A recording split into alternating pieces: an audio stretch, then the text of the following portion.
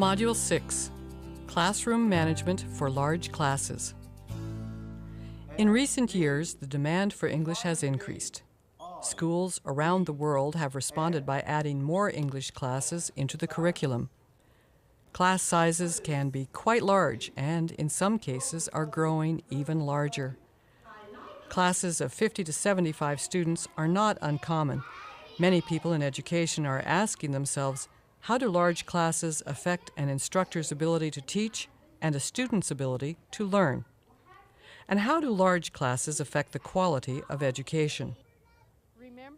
Teachers may not be able to answer these as research questions, but they can examine pedagogical techniques and classroom management practices that make the best of large classroom situations. Jill, fly away, Jack.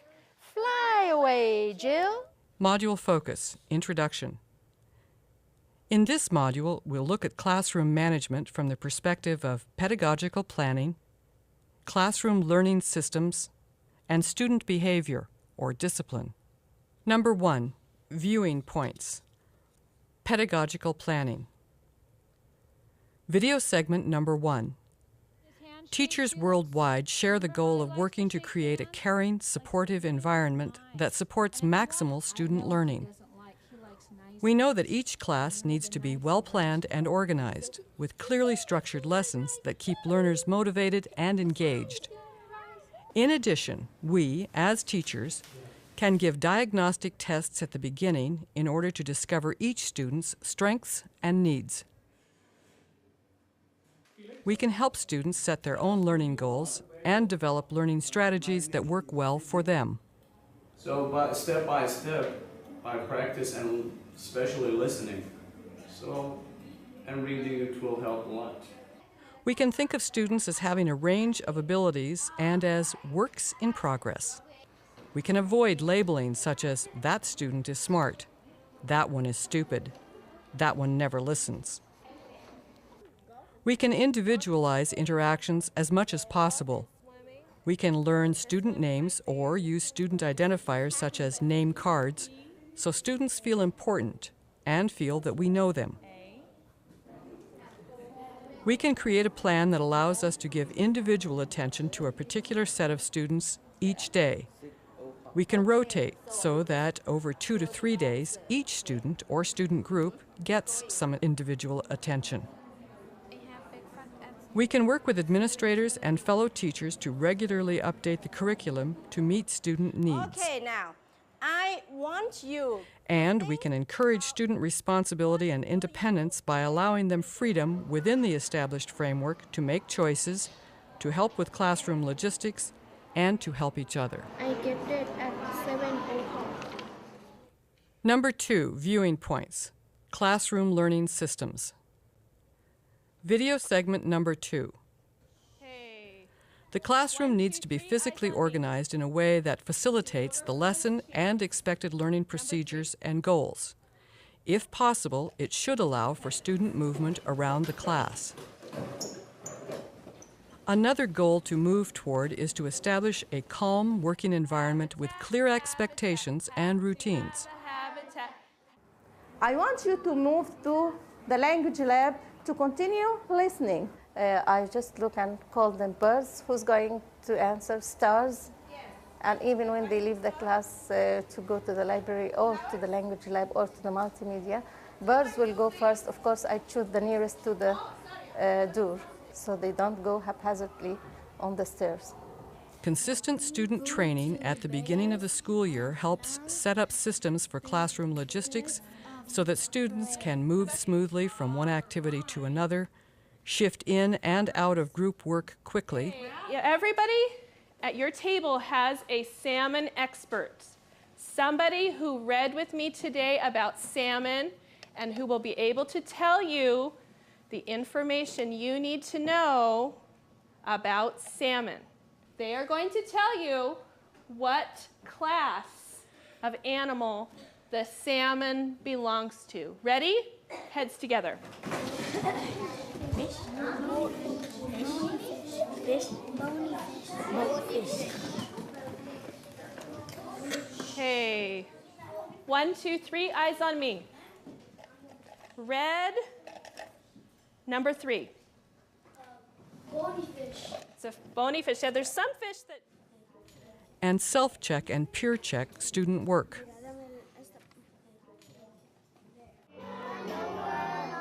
Classroom routines need to be clearly established and carefully followed. Everybody else has a pretty good understanding of what I expect and what we're doing. Every day is the same routine. And knowing that, it just makes the day run really smooth. And I'm going to read it, and we'll all read it once. Teachers can keep explanations and directions clear and brief. Continue. So I'm going to read it. They can set up routines for classroom logistics such as attendance, homework correction, paper distribution and collection, work completed, and so on. They can put the day's agenda on the board at the beginning of class. After that, we will do a small group discussion, pre-reading skills. We will thereafter watch a short video clip. They can create purposeful activities that keep learners on task, and they can have additional self-directed activities available for students who finish early. If you have several large classes, establish consistent routines for all of them. You can use curriculum and lesson plan templates, but keep them general enough so that they can be adjusted for each individual group as needed. Many teachers find it useful to create smaller teaching units within the larger group. When possible, give learners responsibility for choosing and doing individual projects in a group they have chosen. Display student work and projects. And use any available aids or volunteer help effectively.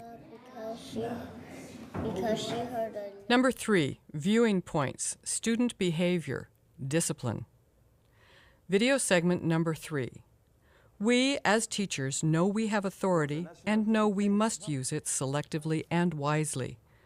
We have an obligation to treat all students fairly and to avoid humiliating them. If we respect them, we know they will respect us. In addition, we, as teachers, can be proactive rather than reactive. We can establish clear rules and expectations and then follow them for all students. We can even let students establish their own agreed-on classroom conduct guides. Consistency is crucial. As far as management goes, it started from day one, just teaching them, when you're done with a center, it's time for you to clean up your mess before you go on to another center. And so that's been the rule, and they've done really well with following that rule and cleaning up before they go.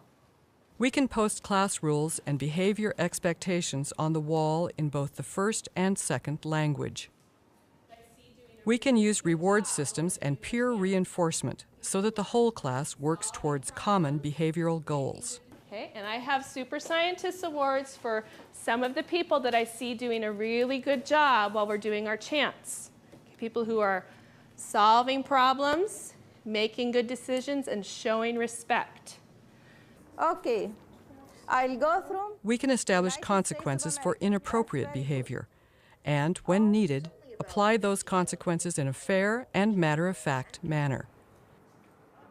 To the extent that it seems reasonable, we can postpone individual discipline matters until after class in order to save class time for learning.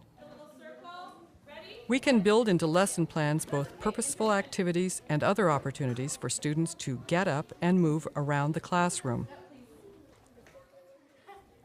We can try to discover the reason for behavior in cases where there are consistent student discipline problems.